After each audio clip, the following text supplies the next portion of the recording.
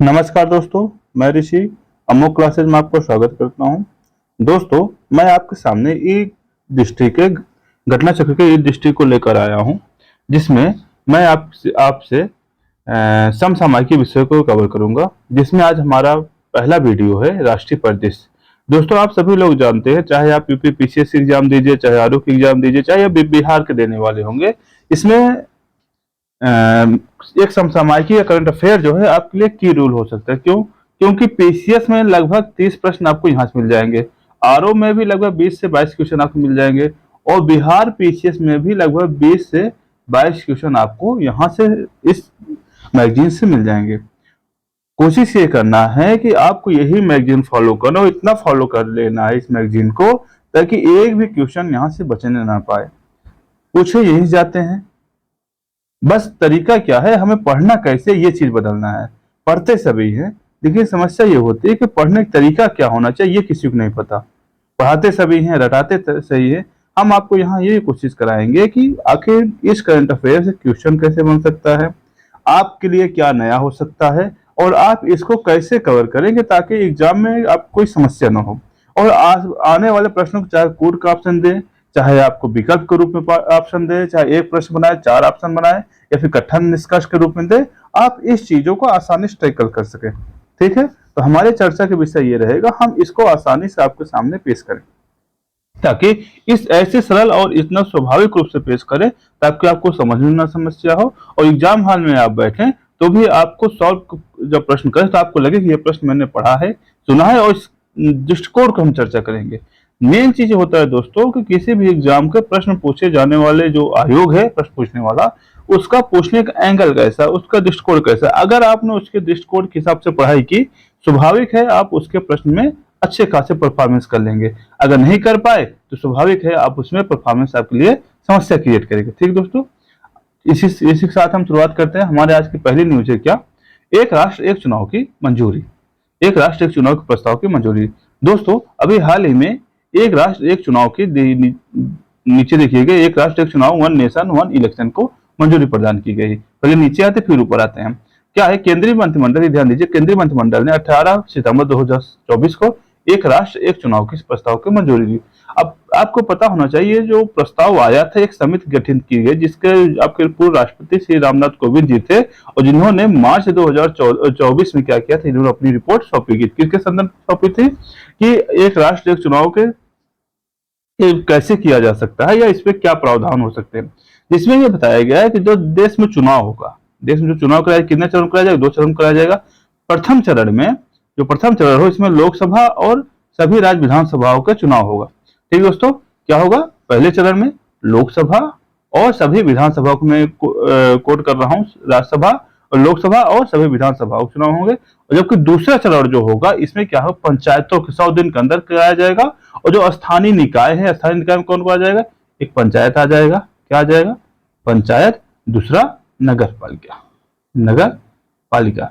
इस दोनों के जो चुनाव होंगे ये किसके माध्यम से कराया जाएगा दोस्तों, इसी के माध्यम से कराया जाएगा। यानी पहले चरण में कौन क्या होगा, पहले चरण में आपका होगा लोकसभा और राज्य विधानसभा का चुनाव होगा, और दूसरे चरण जो होगा आपके स्थानीय निकाय चुनाव। स्थानीय निकाय में कौन कौन आ जाएगा, पंचायतें। और अब इसमें आप अब पहले फिर प्रश्न के दृष्टिकोण देखिए, काफी प्रश्न बनेगा कैसे इसमें। ठीक है, आगे क्या है, अब कह रहा है कि समकालीन चुनाव के, मैं थोड़ा सा इसे एडजस्ट कर लूं क्योंकि मोटा दिख रहा है, हल्का सा और पतला कर लिया जाए। ठीक, देखते हैं।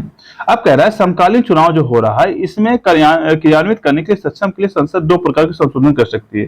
कैसे कर सकते प्रस्ताव है, एक आपको पता है अनुच्छेद 300, ध्यान देना, अनुच्छेद 368, इसमें 2 प्रकार के संशोधन होते हैं, 2 प्रकार के। पहला संशोधन होता है, एक होता है 2/3 बहुमत, और दूसरे में होता है 2/3 बहुमत प्लस 50% राज्य की सहमति। आपको पता है 2 प्रकार का संशोधन होता है, कौन कौन सा, कि पहले संशोधन जो होता है 2/3 बहुमत होना चाहिए, यानी विशेष बहुमत जिसे कहते हैं 368 के तहत। दूसरा संशोधन ऐसा होना चाहिए कि 2/3 राज्य होने चाहिए प्लस 50%, तो 2/3 आपके बहुमत होना चाहिए, 50% आपका राज्य होना चाहिए। अब मायने ये रखता है कि आखिर ये राज्य हैं, अब इसमें संशोधन कैसे किया जाएगा, साथ साथ निर्वाचन के पहले चरण के अभिप्राय के लिए अनुच्छेद 83 में क्या दिया गया है दोस्तों? अनुच्छेद 83 में यह दिया गया है आखिर चुनाव जो होगा कितने चरण में होगा, इसकी प्रक्रिया कैसी होगी। ठीक है, एक सेकंड। अनुच्छेद 83 में संसद के सदनों की कैसे अवधि कितनी होगी, और अनुच्छेद 172 में अनुच्छेद ध्यान दीजिए कि आपके एग्जाम के अगर स्टैटिक से प्रश्न बनेगा तो यहाँ से बन सकता है अनुच्छेद 83 किससे संबंधित है, अनुच्छेद 172 किससे संबंधित है, यहाँ से प्रश्न पूछे जा सकते हैं। अगला है, फिर नीचे आइएगा, इस संशोधन के लिए राज्यों द्वारा अनुसमर्थन की आवश्यकता नहीं है। आखिर ये जो संशोधन किया जाएगा इसमें जैसे राज्यों का संशोधन कहाँ कहाँ आवश्यकता होगी, जहां संघीय विषय होगा। क्या होगा दोस्तों? जहां संघीय विषय किसे कहते हैं कि जहां पर राज्यों की सहमति की आवश्यकता हो। जैसे संघीय विषय कौन कौन से मैं आपको समझा दूं थोड़ा सा। संघीय विषय ऐसे विषय जैसे कि जहां पे केंद्र और राज्य की सहभागिता, जैसे अगर हमें समवर्ती सूची में कोई संशोधन करना हो, हमें न्यायपालिका में कोई संशोधन करना हो, हमें फंडामेंटल राइट्स में कोई संशोधन करना हो, हमें राष्ट्रपति के निर्वाचन में कोई संशोधन करना हो, ऐसे कुछ जो संशोधन होते हो क्या होता है वो आपको संघीय संशोधन में आता है। तो संघीय संशोधन में जहां होता है वहां पे आपको 2/3 बहुमत, अभी मैंने लिखा 2/3 बहुमत प्लस 50% राज्यों की सहमति अनिवार्य होती है। इसमें ऐसा कुछ नहीं प्रावधान है। ठीक है, अगर ऑप्शन बना दिया जाए क्या इसमें 2/3 बहुमत और आधे राज्यों की सहमति की आवश्यकता थी, उसमें आंसर होगा नहीं। ठीक है, आगे चलते हैं।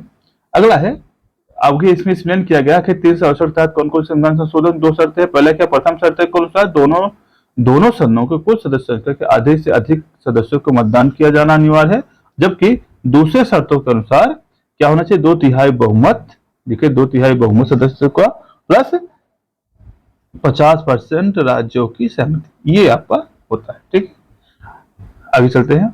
अगला है, अब समिति के बारे में देख लेते हैं। समिति में कौन था, समिति के बारे में चर्चा कर लेते हैं एक बार।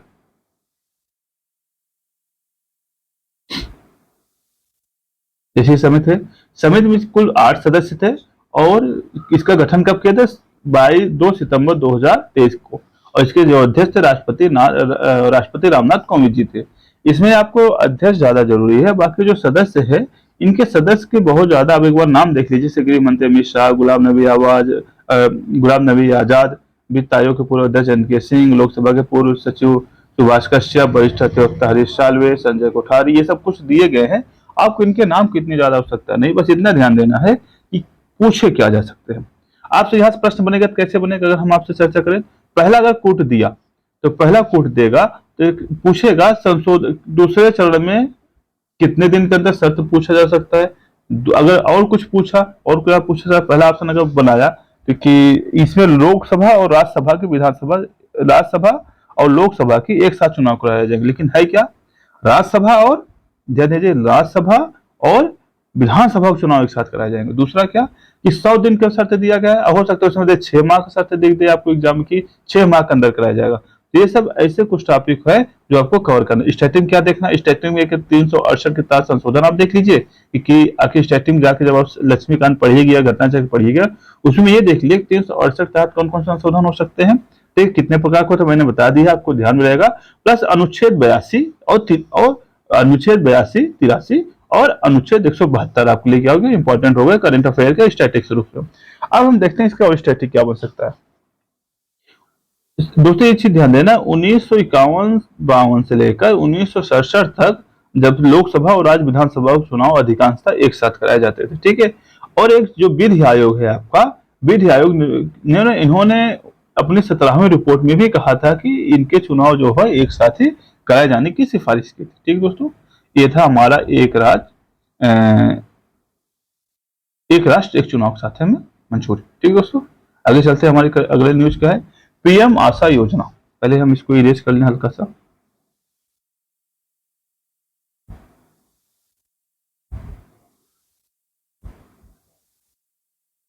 पीएम आशा योजना दोस्तों, अभी आपको पता है कि सरकार क्या करती है, किसानों को एमएसपी प्रदान करती है। किस लिए एमएसपी प्रदान करने का सिंपल सा मतलब ये होता है कि जो किसान अपनी फसल उत्पादन कर रहे हैं उनके उस फसल को वाजिब कीमत मिल सके और ताकि उनको एक निश्चित आय की गारंटी प्रदान किया जा सके। क्या किया जा सकता है, निश्चित आय की गारंटी प्रदान किया जा सके। होता क्या है, समस्या ये होती है कि कभी कभी बाजार में इतनी ज्यादा वस्तुएं हो जाती है, जैसे मान लीजिए अभी गेहूं का उत्पादन हुआ। अब गेहूं का उत्पादन या धान का उत्पादन अभी हो रहा है, जिस फसल चल रही है, धान का उत्पादन इतना ज्यादा हो गया कि खरीदार की कमी होगी। अब कोई मतलब खरीदार कम हो गए, सामान की जो आपूर्ति हो ज्यादा होगी। आप पता है कि जो मूल्य निर्धारण होता है, आपको पता है बाजार में जो बाजार का मूल्य निर्धारण होता है क्या, कि आपूर्ति आपूर्ति और मांग दोनों पे डिपेंड करता है। किसके किस पे? आपूर्ति और मांग। स्वाभाविक है जब आपूर्ति अधिक हो जाएगी तो मांग कम हो जाएगी, ये दोनों एक दूसरे कम हो गई, क्या होगा? वस्तुएं सस्ती हो जाएंगी। अगर मांग अधिक हो गई, आपूर्ति कम होगी, वस्तुएं महंगी हो जाएंगी। तो होता क्या है, जब किसान फसल उत्पादित करता है तो इसमें समस्या ये हो जाती है, जब अधिक उत्पादन हो जाता है तो मांग की कमी हो जाती है। मांग की कमी होने की वजह से कि उनके कीमत में कमी हो जाती है। इसलिए सरकार न्यूनतम समर्थन मूल्य जारी करती है कि ताकि इससे कम उनको वाजिब कीमत न प्रदान हो। लेकिन समस्या ये होती है कि कभी कभी इनको न्यूनतम समर्थन मूल्य से भी कम अपने फसलों को उत्पादन को बेचना पड़ता है।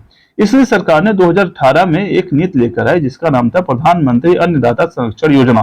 क्या था दोस्तों? प्रधानमंत्री अन्नदाता संरक्षण योजना, आय संरक्षण योजना। इसमें क्या था? अब इसमें किया अब इसमें नया क्या, पर इसको देखते हैं। इसमें क्या किया गया, तो इसे 2024-25 से लेकर 25-26 तक बढ़ा दिया गया और लगभग 3500 करोड़ रुपए इसके लिए आवंटित किया गया। कितना? 3500 करोड़। एक मिनट रुक जाइएगा। ठीक, 3500 करोड़ आवंटित किया गया। इसमें क्या है उसका उद्देश्य?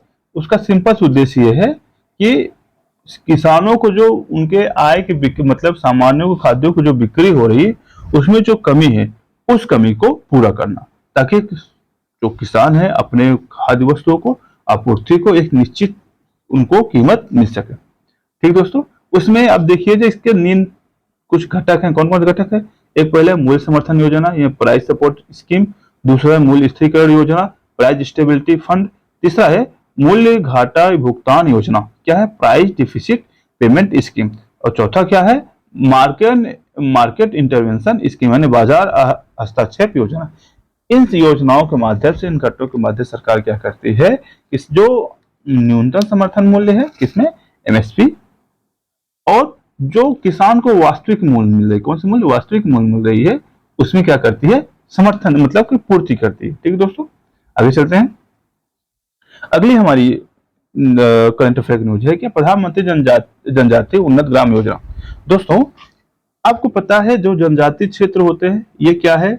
आउटर कंट्री साइड क्षेत्र। कंट्री साइड मतलब ये होता है कि समाज से या शहर से काफी हट के रहते हैं, इनको लगभग विकास के मुख्य धारा से लगभग छटे हुए होते हैं।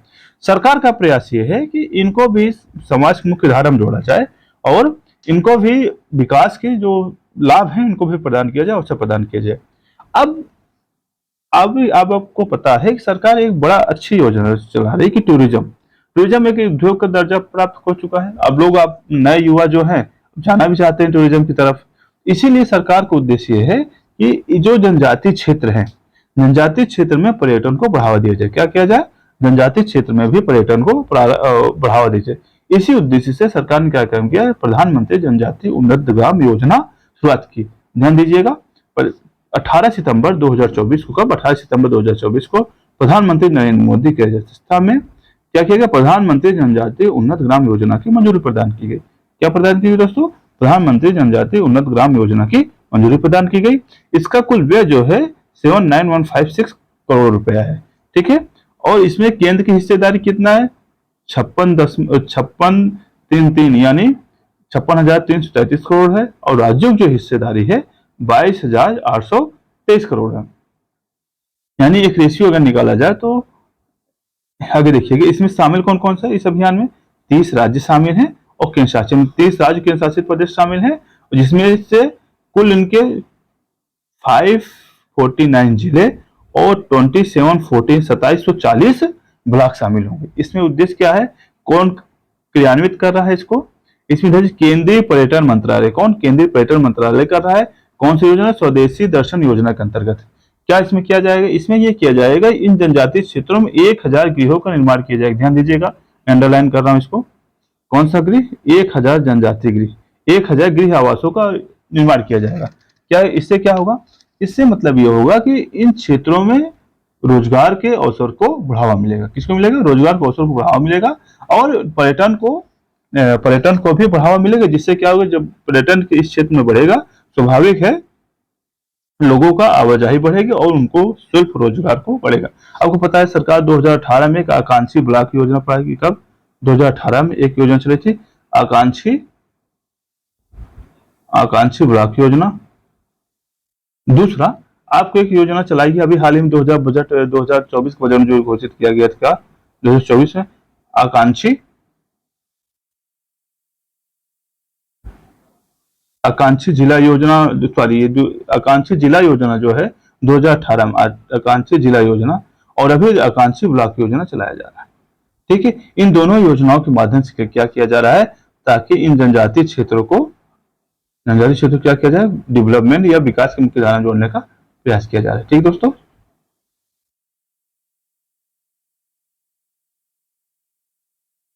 आगे चलते हैं, अगली न्यूज क्या देखते हैं।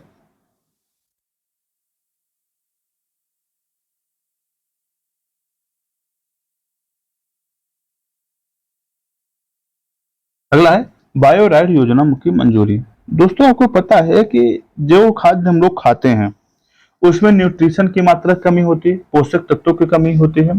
जैसे आपको पता है अभी जो बायोफोर्टिफाइड या फिर जो फोर्टिफाइड चावल होता है उसमें विटामिन ए की मंजूरी प्रदान की है, जो गोल्डन राइस, जिसे क्या कहते हैं, गोल्डन राइस। गोल्डन राइस आप सभी लोग जानते होंगे। गोल्डन राइस में क्या होता है, गोल्डन राइस में क्या होता है, राइस में क्या होता है, इसमें विटामिन ए क्या किया गया है, मिलाया गया है। किसको? विटामिन ए को। स्वाभाविक है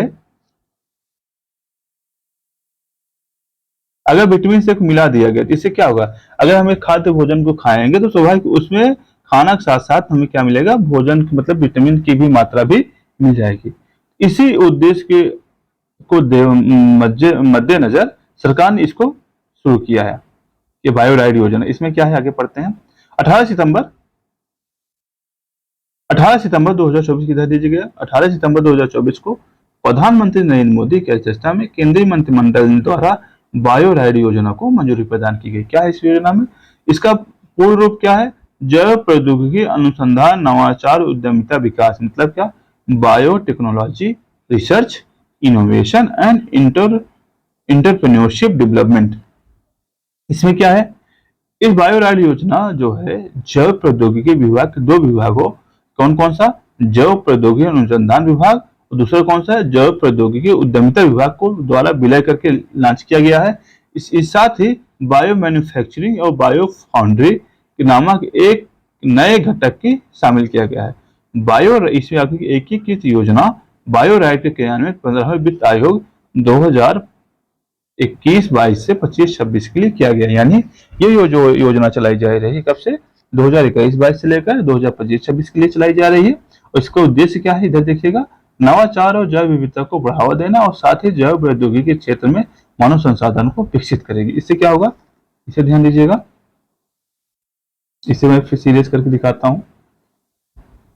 क्या बायोराइड योजना के नवाचार जैव उद्यमिता को बढ़ावा देगी, साथ ही जैव प्रौद्योगिकी के क्षेत्र में मानव संसाधन को विकास में सहायता करेगी। ठीक, इसका उद्देश्य है, आगे देखते हैं। खैर, इसमें कुछ बायो ई3 फुल फॉर्म ध्यान दीजिएगा। अभी जो केंद्रीय मंत्रिमंडल 2024 से जारी किया, नीति की मंजूरी की, इसमें क्या है, बायोटेक्नोलॉजी इकोनॉमिक इन्वायरमेंट और एम्प्लॉयमेंट। यानी इसका उद्देश्य क्या है, नीति का उद्देश्य उच्च प्रदर्शन वाले जैव निर्माण करना, यानी कि हमें ये ऐसे जैव खाद्यों का निर्माण करना है ताकि क्या हो, हमें इकोनॉमी को भी कोई दिक्कत ना हो, एनवायरमेंट को भी कोई समस्या ना हो, हमारा एम्प्लॉयमेंट भी चलता है। इसमें 6 फोकस क्षेत्र हैं, कौन कौन से, जैव आधारित रसायन एंजाइम, कार्यात्मक खाद्य एवं स्मार्ट प्रोटीन, सटीक बायोथेरेपिटिस्ट, जलवायु लचीली कृषि, कार्बन कैप्चर एवं इसका उपयोग, भविष्यवादी समुद्री अंतरिक्ष अनुसंधान। इन क्षेत्रों को ध्यान देकर क्या करें, इसको इस योजना को लॉन्च किया गया। दोस्तों, अगली हमारी न्यूज है नमो भारत रैपिड रेल का उद्घाटन। दोस्तों, इस करंट को अगले पेज से देखते हैं, क्योंकि जो इंपॉर्टेंट लाइन वहां शुरुआत करते हैं। अब क्या है, इसे कहा गया है भारत की पहली, इसे 16 सितंबर 2024 को प्रधानमंत्री नरेंद्र मोदी ने किसने किया? प्रधानमंत्री नरेंद्र मोदी ने भारत के पहले बंदे वंदे मेट्रो ट्रेन, अगर पूछा जाए भारत की पहली वंदे मेट्रो ट्रेन का उद्घाटन किसने किया, तो क्या होगा आंसर इसका? प्रधानमंत्री मोदी जी ने किया है। और कहां से कहां तक चली है? पीसीएस के लिए बहुत ज्यादा प्रश्न पूछा जाता है कि कौन सी ट्रेन कहां से कहां तक चली है। और पीसीएस में ध्यान दीजिएगा, जैसे सबसे बड़ा, सबसे पहला, सबसे छोटा, यह सबसे इंपॉर्टेंट जो टॉपिक होता है वहां से प्रश्न बनता ही बनता है। ठीक है दोस्तों, इसलिए ऐसे प्रश्न जहां पे हो तो उसे आपको हाईलाइटेड करके पढ़ना है कि ये प्रश्न आपको लगभग 90% की संभावना होती है यहाँ से प्रश्न बनेगा ही बनेगा। ठीक है, इसमें हम इसको देखते हैं क्या कह रहा है। इस ट्रेन का संचालन कहां से गुजरात से लेकर भुज तक के लिए किया गया। आधिकारिक रूप से इस ट्रेन का जो नामकरण का जो नमो भारत, हम अभी पढ़े नमो भारत रेल, याद ध्यान दीजिएगा, ये अभी स्पेस पाइएगा, इस पे देखिएगा, हमने क्या पढ़ा? नमो भारत रैपिड रेल ट्रेन, वास्तव में ये वंदे भारत मेट्रो ट्रेन है। क्या है? वंदे भारत मेट्रो ट्रेन है, जिसका नाम क्या किया गया है? नमो भारत, नमो भारत रैपिड रेल ट्रेन। ठीक है दोस्तों, अब इसी को क्या किया गया है, किसका नामकरण कर दिया गया है?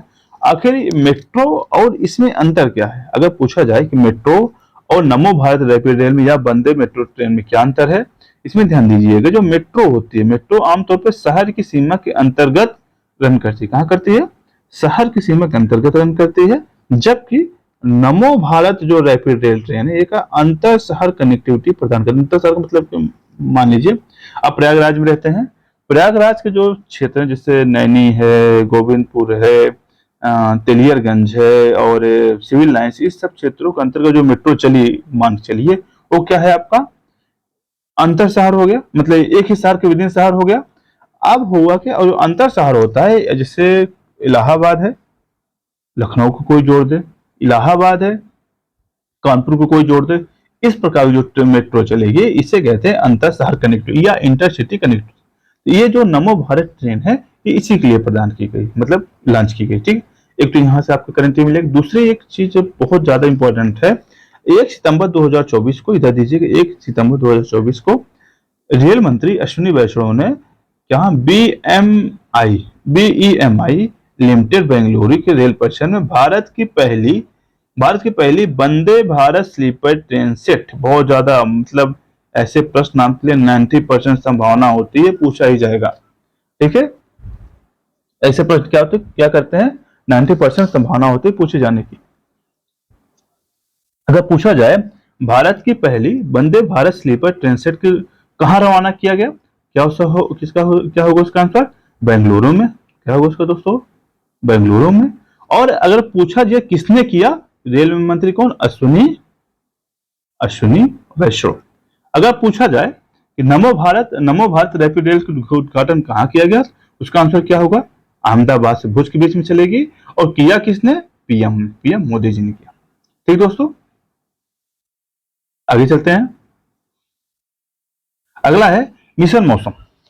दोस्तों आपको पता है कि ये हमारे यहाँ मौसम की हर समय कहीं चक्रवात है, कहीं तूफान है, कहीं सूखा है, कहीं कुछ है, ऐसी हर समय चलता रहता है। तो अभी हाल ही में क्या किया कि 11 सितंबर, देखिएगा फिर से, 11 सितंबर 2024 को प्रधानमंत्री नरेंद्र मोदी की अध्यक्षता में केंद्रीय मंत्रिमंडल की समिति ने मिशन मौसम की मंजूरी दी। क्या दी? मिशन मौसम की मंजूरी। किस लिए? 2 वर्षों के लिए, और कुल इसमें 2000 करोड़ रुपए का व्यय है। कितना है? 2000 करोड़ का व्यय है। अच्छा, इसमें किया क्या जाएगा? इसका उद्देश्य देखिए, यहाँ देखिए उद्देश्य क्या है, हर मौसम के लिए अधिक तैयार और जलवायु स्मार्ट भारत का निर्माण करना। क्या? हर मौसम के लिए अधिक तैयार और जलवायु स्मार्ट भारत का निर्माण करना। अच्छा, क्या है इसमें मिशन में आगे बढ़ते हैं, इसमें तथ्य क्या क्या है? मिशन मौसम के मुख्य रूप से केंद्रीय पृथ्वी मंत्रालय द्वारा कार्यान्वित किया जाएगा। कौन के अगर पूछा जाए नोडल एजेंसी कौन सा है, तो क्या होगा? पृथ्वी मंत्रालय होगा। और अन्य 3 संस्थान कौन कौन से इसमें? भारत मौसम विज्ञान, भारत उष्ण देशीय मौसम विज्ञान संस्थान और राष्ट्रीय मध्यम अवधि मौसम पूर्वानुमान केंद्र। ये तीनों मिलकर क्या कर रहे हैं, इसमें शामिल है। अब इसमें ये नाम तो इंपॉर्टेंट है, सब ज्यादा इनका लोकेशन इंपॉर्टेंट है। जैसे भारत उष्ण देशीय मौसम संस्थान कहाँ है? पुणे है। राष्ट्रीय मध्यम अवधि मौसम पूर्वानुमान केंद्र कहाँ है? तो इसका आंसर क्या होगा? नोएडा। यानी ये ऐसे कुछ चीजें हैं जो आपके लिए इंपॉर्टेंट है। इसका उद्देश्य क्या है, ये हम लोग पढ़ चुके हैं। आगे चलिएगा, इसे अब इसे देखिए, इसे थोड़ा देख लीजिएगा और जैसे यहाँ दिया गया है। अब कहा गया इस मिशन के अंतर्गत उन्नत सेंसरों और उच्च प्रदर्शन वाले सुपर कंप्यूटरों के साथ साथ अगले पीढ़ी के राडार और उपग्रह प्रणालियों को क्या किया जाए, शामिल किया जाएगा। और क्या किया जाए, इसमें यह मिशन मौसम की चरम घटनाओं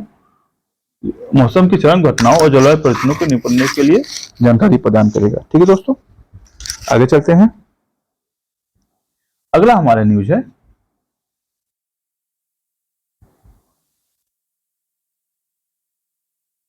स्वच्छ वायु सर्वेक्षण 2024। क्या है इसमें, देखते हैं। इसमें क्या है, 2019 में इसे लॉन्च किया गया था। किसके? राष्ट्रीय स्वच्छ वायु सर्वेक्षण कार्यक्रम को 2000 एनएससीपी को लॉन्च किया गया था। जब पूछा जाए एनएससीपी कब लॉन्च किया गया, तो 2019 में लॉन्च किया गया। इसमें क्या किया गया है कि PM10 और PM2.5 के मेट्रो को देखा जाता है कि कहां पे कितनी वायु गुणवत्ता है, इसी के आधार पर वायु गुणवत्ता नापी जाती है। ठीक है दोस्तों, इसमें लगभग इसके आधार पर लगभग 130 शहरों को लक्ष्य किया गया। इसमें देखा गया कि 130 शहरों में किस शहर की वायु गुणवत्ता कितनी है, पहले देखते हैं। और इसमें शहर को 3 श्रेणी में बांटा गया है, श्रेणी 1, श्रेणी 2 और श्रेणी 3। पहली श्रेणी में कौन है? कुल 47 शहर हैं। कितने शहर हैं दोस्तों? 47 हैं। देखिएगा, पहले में 47 है, दूसरे में 43 है, तीसरे में 40 शहर हैं। अच्छा, पहले में कौन कौन आए? 10 लाख से अधिक जनसंख्या वाले आएंगे। दूसरे में 3 से 10 लाख की जनसंख्या वाले शहर आएंगे। और तीसरे में 3 से कम लाख की जनसंख्या वाले शहर आएंगे। अब इसमें क्या है कि पर इसमें आखिर देखते हैं क्या था इसमें। 7 सितंबर 2024 को जयपुर में, कहां पे? जयपुर में नीले आकाश के लिए स्वच्छ वायु के अंतरराष्ट्रीय दिवस। अगर पूछा जाए नीले आकाश के लिए स्वच्छ वायु के अंतरराष्ट्रीय दिवस कब होता है, तो क्या उसका आंसर होगा? 7 सितंबर को होगा। कहां इसके अवसर पर मनाया गया? ये जयपुर में हुआ। क्या था? स्वच्छ वायु सर्वेक्षण 2024 को लॉन्च किया गया। परिणाम किसकी घोषणा किया गया? अच्छा, ठीक। केंद्रीय पर्यावरण वन मंत्रालय वन मंत्री क्या नाम है? भूपेंद्र यादव। कौन थे? भूपेंद्र यादव जी हैं। और राजस्थान के मुख्यमंत्री भजनलाल शर्मा, इन्होंने क्या काम किया? इस चीज को अवार्ड प्रदान किया कि जो शहर पहले स्थान पे थे उनको रैंकिंग प्रदान की गई। यानी पहले रैंक पे, पहले श्रेणी पहले रैंक कौन आया? सूरत आ रहा है। दूसरे पे कौन आ रहा है? जबलपुर आ रहा है। तीसरे पे कौन आ रहा है? आगरा आ रहा है। यूपीपीसीएस के लिए यहाँ ध्यान देना है, यूपीपीसीएस के लिए ये करें तो आपके लिए मान चलिए कम से कम 90% श्योर है यहाँ से प्रश्न पूछा जाता है। खासकर आगरा को लेकर पूछा जा सकता है। क्यों? क्योंकि इसे पहले दूसरे तीसरे स्थान वगैरह यूपी का कोई शहर है, स्वाभाविक है यहाँ से प्रश्न बनेगा ही बनेगा। ठीक है। अच्छा, दूसरे श्रेणी में कौन सा है? फिर देखिएगा, दूसरे श्रेणी में फिरोजाबाद आ जा रहा है, उत्तर प्रदेश का ही शहर है, उत्तर प्रदेश का ही शहर है। ठीक दोस्तों,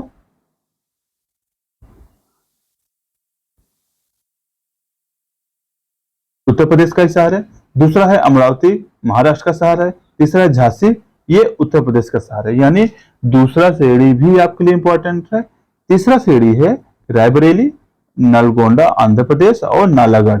ये तीनों श्रेणियों के आपको इतना तो याद ही रहना चाहिए। नीचे की श्रेणी आपको याद रहे या ना रहे ये कोई बात नहीं, एक बार आप देख लीजिएगा, ससरी निगाह देख लीजिएगा। लेकिन संभावना है ऊपर से ही आपको ये चीज, आपको करंट अफेयर आपको मिल जाएगा और यहाँ से आपको प्रश्न मिलने ही, एक नंबर या एक क्वेश्चन यहाँ से मिलना ही मिलना ये तय है। ठीक है। प्रश्न पूछा जा सकता, कैसे पूछा जाएगा? अगर स्टैटिस्टिक्स में प्रश्न पूछा, स्टैटिस्टिक्स प्रश्न पूछागा पहला शहर कौन है, तो उसका आंसर होगा सूरत। यह कहेगा उत्तर प्रदेश का कौन सा शहर है, उसका आंसर होगा आगरा। अगर श्रेणी 2 में पूछ लिया कि श्रेणी 2 में पहला शहर कौन सा है, उसका आंसर क्या होगा? फिरोजाबाद। ठीक। अगर पूछ लिया श्रेणी 3 में कौन सा स्थान है, तो क्या होगा? रायबरेली। ऐसे कुछ सारे आपको पूछा जा सकता है। इसे देखिए, समग्र श्रेणी में देखा जाए तो उत्तर प्रदेश के लिए आगरा, लखनऊ, कानपुर, वाराणसी, ये सब इस क्रम है, आप एक बार देख सकते हैं इसको। खैर करंट अफेयर के लिए इंपॉर्टेंट नहीं है। अगला है स्वच्छ भारत मिशन को क्या है? स्वच्छ भारत मिशन को नेचर की मान्यता। इसका क्या मतलब है? यानी एक नेचर नामक पत्रिका होती है, जानते हैं आप लोग, प्रकाशित होती है, उसी में जो स्वच्छ भारत मिशन है इसको प्रकाशित किया गया। ये इसमें उसकी प्रशंसा की गई, भाई साहब ये जो योजना है ये काफी प्रशंसनीय योजना है, जिससे क्या हुआ, महिलाओं के डेथ में और बच्चों के डेथ में काफी कमी आई हुई है। ठीक है, देखते हैं इसमें क्या है। अब पहले स्वच्छ भारत मिशन के बारे में देखते हैं कि क्या हुआ। 2 अक्टूबर 2014 को इसको लॉन्च किया गया। किसने लॉन्च किया? प्रधानमंत्री मोदी जी ने लॉन्च किया। और स्वच्छ भारत मिशन, इसका उद्देश्य सार्वभौमिक स्वच्छता कवरेज को प्रदान करना। ठीक है, अगर इसे देखा जाए, विश्व के सबसे बड़े राष्ट्रीय व्यवहार परिवर्तन स्वच्छता कार्यक्रम है ये। क्या है? विश्व के सबसे बड़े राष्ट्रीय व्यवहार परिवर्तन स्वच्छता कार्यक्रम है ये। और यह देश भर में क्या शौचालय उपलब्ध कराएगा, जिसका उद्देश्य खुले में शौच से मुक्त ओडीएफ। आपको पता है एक होता है ओडीएफ, एक होता है ओडीएफ प्लस, एक होता है ओडीएफ प्लस प्लस। ये तीनों श्रेणी क्या होती है आप मुझे बताइएगा, तो हम बताते हैं अभी लास्ट में। ठीक, पहले देखते हैं इसमें क्या है। 2 सितंबर 2024 को विश्व का अग्रणी बहुविषयक विज्ञान जर्नल नेचर,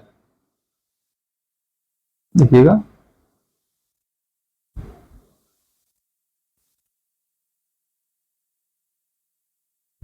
एक मिनट मुझे इरेज करने दीजिए, थोड़ा सा साफ हो जाए, अच्छा नहीं लग रहा। हाँ, अब क्या हो गया? 2 सितंबर 2024 को विश्व के अग्रणी बहुविषयक विज्ञान जर्नल नेचर के एक लेख प्रकाशित हुआ। क्या था इसमें? इसमें ये कहा गया, यहाँ भी थोड़ा कचरा हो गया है,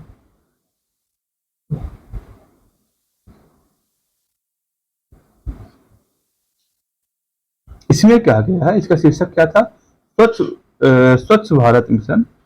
स्वच्छ भारत मिशन के अंतर्गत शौचालय के निर्माण और भारत में शिशु मृत्यु दर।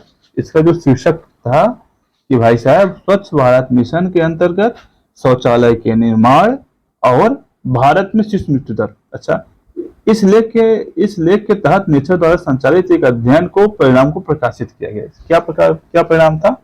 इसमें कहा गया कि नेचर मतलब जो पत्रिका है, स्वच्छ भारत मिशन और भारत में नवजात शिशु मृत्यु दर IMR, 5 वर्ष से कम आयु बच्चों की मृत्यु दर यानी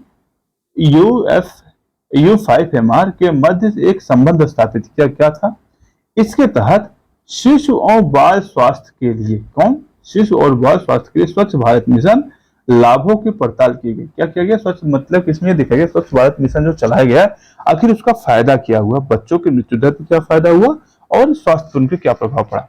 इसमें देखा गया एक दशक 2011 से लेकर 2020 तक, कहां से 2011 से लेकर 2020 तक बीच में अवध में 35 भारतीय राज्यों के शासित प्रदेश सबको शामिल किया गया कि 640 जिलों के आंकड़ों को विश्लेषण किया। कहां कि 2011 से लेकर 2020 तक के 10 सालों के 35 राज्यों, मतलब 35 राज्य कैसे, आपको कुल केंद्र शासित प्रदेश और राज्यों को मिलाकर कुल 640 जिलों को देखा गया। इसमें देखा गया प्रति 1000 जीवित बच्चों में IMR और U5MR का अध्ययन केंद्रित है, जिसमें यह बताया था, इधर रहनी चाहिए जो मेन अध्ययन है। इस अध्ययन परिणाम दर्शाते हैं कि जिला स्तर पर शौचालय तक पहुंच प्रत्येक 10% बिंदु की वृद्धि होने पर IMR में औसतन 0.9% बिंदुओं की कमी होती है। इसका मतलब क्या है? इसका मतलब ये है कि भाई साहब, अगर आप 10% शौचालय बनवाते हैं, कितना 10% शौचालय बनवाते हैं, तो उसमें क्या हो 0.9% क्या है, 0.9% क्या है, शिशु मृत्यु दर में कमी हो रही। क्या हो रही? शिशु मृत्यु दर में कमी हो रही। ठीक है,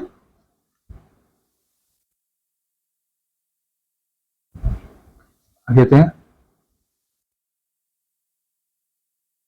फिर आ गया है, ये कह रहा SBM के तहत बड़े पैमाने पर शौचालय के प्रावधान प्रति वर्ष 60 से 70 हजार नवजात शिशुओं के जीवन की रक्षा करने में योगदान दिया है। यह कह रहा है ये जो योजना है, इससे क्या हो, लगभग 60 से 70 हजार जो बच्चे हैं वो लगभग बचे हुए हैं। ठीक है, आगे आते हैं।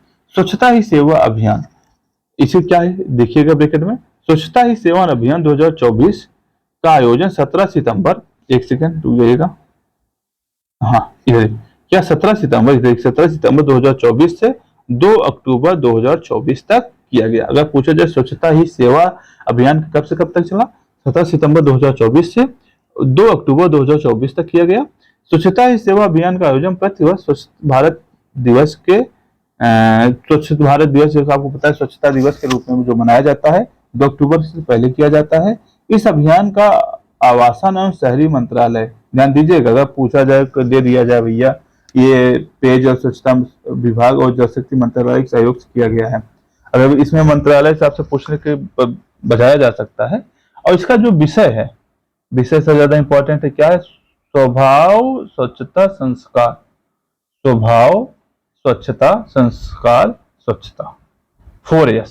यानी अगर पूछा जाए इसका 4S का क्या मतलब है, इसका मतलब यही है कि स्वभाव स्वच्छता संस्कार स्वच्छता। ठीक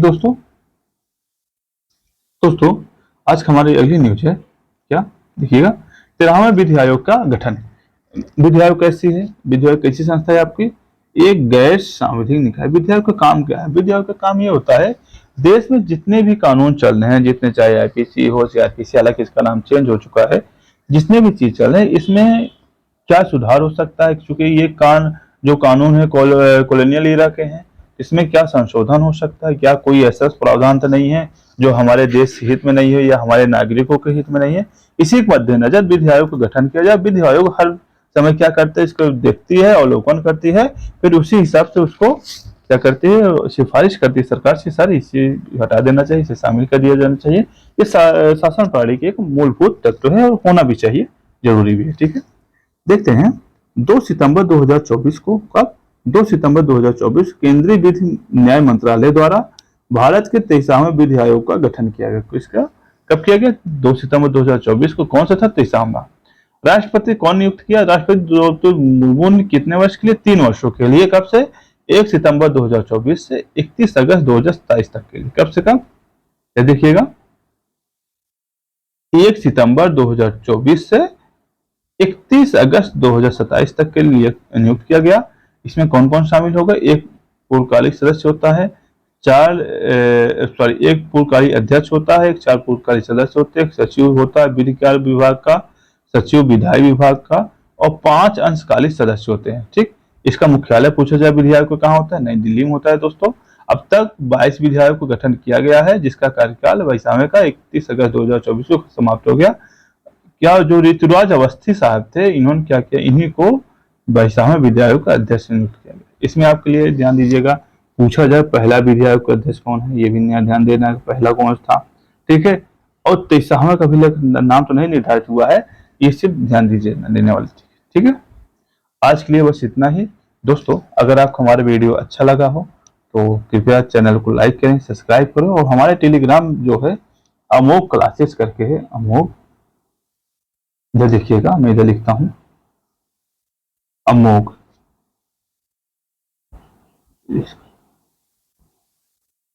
अमोघ क्लासेस करके है, और उसमें आपको सभी प्रकार की पीडीएफ मैंने डाल रखा है। और आरओ के विशेष बीपीएससी के लिए मैंने उसमें रिवीजन की प्रोसेस मैंने चला रखा है। अगर आप लोग को पसंद हो तो ज्वाइन करिए, लाइक करें, सब्सक्राइब करें। ठीक सुनो, और हमारे चैनल को अधिक से अधिक शेयर करें, सब्सक्राइब करें। धन्यवाद।